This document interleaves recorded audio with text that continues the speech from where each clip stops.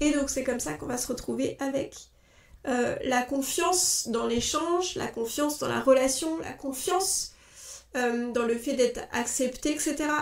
qui va augmenter. Alors, je vous dis pas que ça fait des miracles, mais ça va quand même augmenter. Et là, le rapport à l'autre va être complètement différent. Tous, nous nous cherchons, quelquefois par la contrainte que nous imposent nos limites, parfois par le cri de notre être qui demande à être vu, à être entendu, à contribuer à la hauteur de nos promesses respectives. Tous, nous cherchons à libérer cette fameuse licorne, ce fameux moi authentique. Alors bienvenue dans ce podcast de l'introspection et de l'autorisation collective.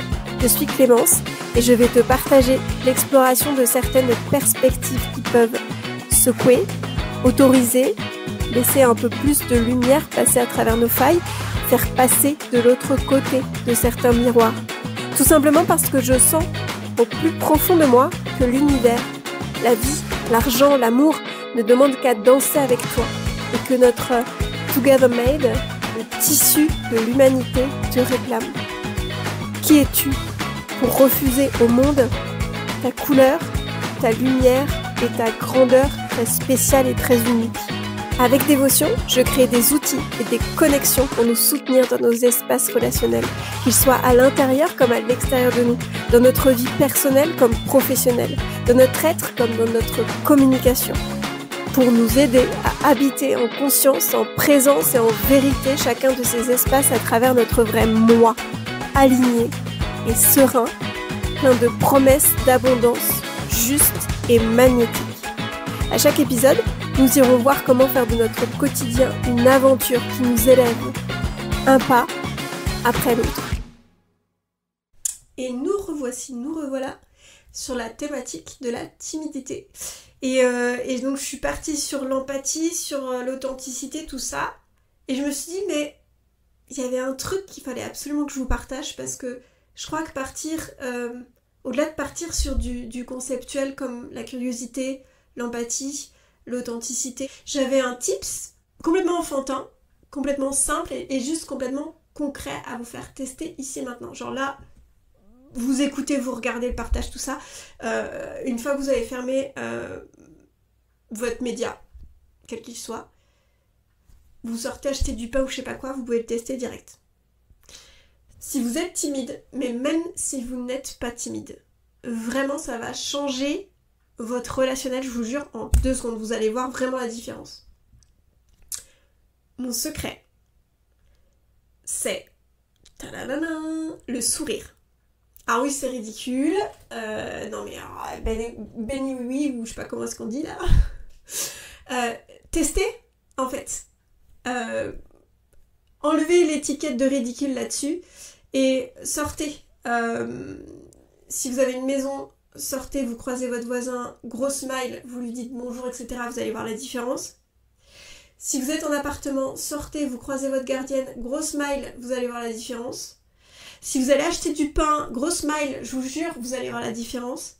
Tout simplement parce que le sourire, déjà, ça vous met dans un état beaucoup plus positif. Bon, là, il y a toute une quête scientifique là-dessus. Moi, j'avoue que je suis beaucoup plus sur l'expérience. Donc, bon, il y a des preuves scientifiques, je vous laisse aller regarder. Je n'ai pas envie de faire le taf, honnêtement. Simplement, moi, ma relation à ça, est-ce que je vous le partage? Je crois que je vais vous le partager. On a dit authenticité. Ah, j'en pète mon micro. On a dit authenticité. Alors, donc quand je me suis jamais trouvée jolie. Bon, ça c'est fait, ok. Quand j'arrive dans la vingtaine, je travaillais... alors là, c'est très égotique. Hein. Attention, hein. L'histoire que je vous raconte, c'est très égotique. Hein. Donc là, je m'accueille et je m'aime comme je suis. Bref. Quand j'ai travaillé... Est-ce que je vous ai fait les péripéties? Bon, je vais vous raconter un peu les péripéties. J'ai fait un bac L. Toutes les options plastiques de la planète. Ensuite, j'ai continué en faisant un CAP fleuriste. Tout simplement parce que moi, choisir ma vie sur 40 ans, comme ça m'a apporté un sentiment de claustrophobie totale. Ensuite de ça, les inscriptions post-bac, tout ça, tout le tralala là. Moi, c'était une horreur. Vraiment, c'est pareil, claustrophobie. Donc du coup, je me suis dit, j'aime l'artistique, j'aime le décoratif, j'aime l'événementiel, j'aime le relationnel, tout ça. Bon, et ben écoute, CAP fleuriste, quoi de mieux? Et donc du coup j'y suis allée, j'ai fait mon CAP fleuriste, je me suis rendu compte qu'en fait le côté très en routine, toujours la même chose, c'était pas du tout pour moi. Le human design, ma charte, dire la même chose X années après, mais bref, moi je l'ai découvert sur le terrain. Et donc ensuite j'ai passé mon CAP, je l'ai eu. Et après, je suis allée travailler à Auchan en tant qu'hôtesse polyvalente. Alors, caisse, plus sur de l'administratif, tout ce qui est espace-service, tout ça, enfin bref, de l'accueil. J'ai fait tout ce que j'ai pu pour avoir la variété pendant 4 ans. Et je vous la fais courte, j'ai fait un bore out, parce que moi c'est burn out ou bore out. Burn out, tu te crames tellement t'es dedans, etc. Et bore out, on entend un petit peu moins parler de ça, c'est mourir d'ennui, quoi. Vraiment, s'éteindre d'ennui, voilà. Et donc, après j'ai repris mes études, je vous la fais courte, mais bref, j'ai continué mes études et j'ai abordé la chose complètement différemment, ce qui est que je ne veux pas choisir un débouché sur l'échelle de ma vie. Je vais plutôt comprendre que en fait je ne sais pas ce que je veux faire et je pense que ça n'existe peut-être même potentiellement pas ce que je veux faire parce qu'en fait je suis tellement bizarre que voilà. Donc je me dis, je vais prendre mon sac à dos et je vais le remplir de trucs que j'aime. Ça fera une petite tambouille, je ferai mon truc, peut-être un peu en patchwork, soit en même temps, soit l'un après l'autre, enfin bref. Voilà, donc tout ça pour revenir sur mes années au champ. Où moment de vulnérabilité, j'ai croisé beaucoup de personnes, et notamment un garçon qui m'a dit que j'avais un joli sourire, j'en bafouille, qui m'a dit que j'avais un joli sourire. Donc moi, flattée que j'étais, je me suis dit, bah cool, écoutez, voilà, on va sourire tout le temps. C'est quand même ridicule hein, comme anecdote, hein, mais bon, on y est, voilà, c'est dit. Par la petite porte d'entrée de l'ego qui a du mal à s'aimer soi-même, quelque part, d'une manière ou d'une autre, ça a ouvert une autre porte qui est que le sourire a été une clé pour moi pour relationner avec les autres. Et après, dans mes études extra, ça va se confirmer, surtout dans tout ce qui est entretien d'embauche, tout ce qui est oraux de présentation. Le truc, c'était une engeance pour moi. Pareil, ça pourra faire l'objet d'un autre partage.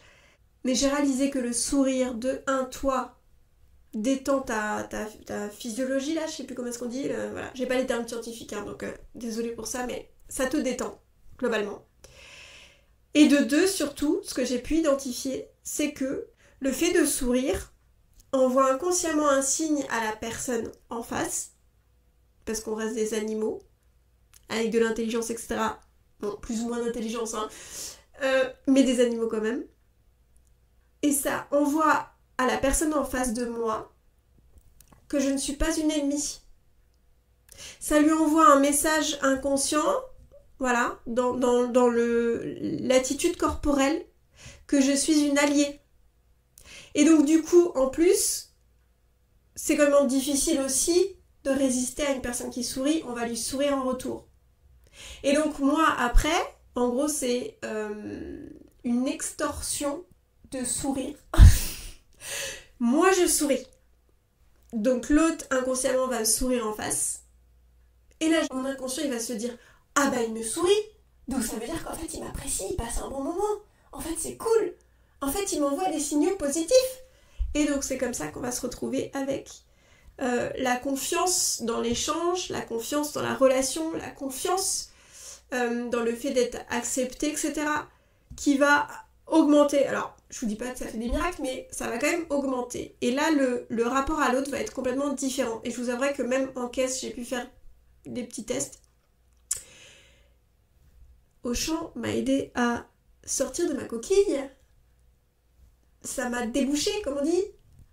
Ou quand on se fait insulter par des clients qu'on n'est pas censé insulter en retour. Accessoirement. Quand on est à l'accueil d'un magasin où on est censé être l'image du magasin et dire oui à des personnes complètement malpolies, insupportables et irrespectueuses, bah quoi de mieux pour redescendre la pression que d'être ferme mais d'avoir le sourire. Et ça, je vous jure que pareil, jouez avec ça, parce que ça déstabilise, mais de dingue. Bref, petite astuce.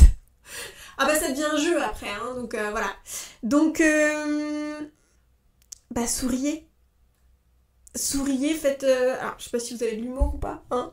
Ça, c'est chacun son caractère, mais souriez même dans des situations qui peuvent être tendues, même dans des situations où vous êtes mal à l'aise. Moi, je souris quand je suis en colère. Je souris quand je suis gênée. Je souris quand je suis contente. Je souris quand je suis touchée. La nana sourit tout le temps. Mais alors, je dis pas que c'est... Voilà, faut pas non plus tomber dans de la positivité toxique. C'est comme tout, une qualité a un spectre de qualité autant que défaut. Voilà. Mais testez. Juste de sourire dans le contact que vous avez avec les gens. Je vous jure que c'est de l'extorsion et de sourire et de connexion et d'empathie et de découvrir ce qu'il y a d'autre, parce que vous vous rendrez compte que ça génère chez l'autre des choses que vous n'aurez jamais pensé générer. Donc voilà, je vous laisse tester vos sourires un peu partout, et puis franchement ça n'a pas de prix que de donner le sourire à des gens dans notre quotidien. C'est juste... si on revient sur une manière totalement égoïste et égotique, quand on a le retour, qu'on est une personne souriante, ça fait quand même beaucoup de bien, accessoirement parlant. Et en plus, quand vous savez que potentiellement vous avez apporté du sourire à des gens qui n'étaient pas dans un mood de dingue, ou que vous avez partagé ça avec quelqu'un, ou que vous avez créé un bon moment avec quelqu'un, ça, c'est au-delà de l'égotique, ça n'a aucun prix non plus. Dans le côté positif du terme, parce que ça, la formulation était bizarre. Bref, je crois que je vais m'arrêter là. À vos sourires. Je vous laisse mettre les commentaires, je vous laisse partager vos... Voilà, je vous laisse partager vos anecdotes, ça serait trop drôle. Je vous laisse partager vos expériences, vos témoignages. Je crois que c'est le mot d'ordre. Sourire et partager. Voilà, je vous souhaite une belle journée et je vous dis à très vite. Salut! Si le ou les sujets évoqués te font penser à quelqu'un ou à une discussion que tu viens d'avoir, c'est que l'impulsion est juste. N'hésite pas à le lui partager. Tu verras, ça pourra peut-être créer un échange d'un autre type, une exploration à deux. À mon sens, nous sommes tous des répondeurs téléphoniques pour chacune des personnes que nous croisons dans notre vie. Un support pour que la vie puisse transmettre ses messages, alors qui sait, un partage, une parole, un sourire peut peut-être changer une vie. En tout cas, c'est ce en quoi je crois. Et si tu veux soutenir ces partages et cet espace, abonne-toi, fais-toi plaisir au cœur, en étoile, en tout ce que tu veux et rejoins-nous sur la page Instagram d'Incorpop Story. On se tient au jus ? Bien des bisous.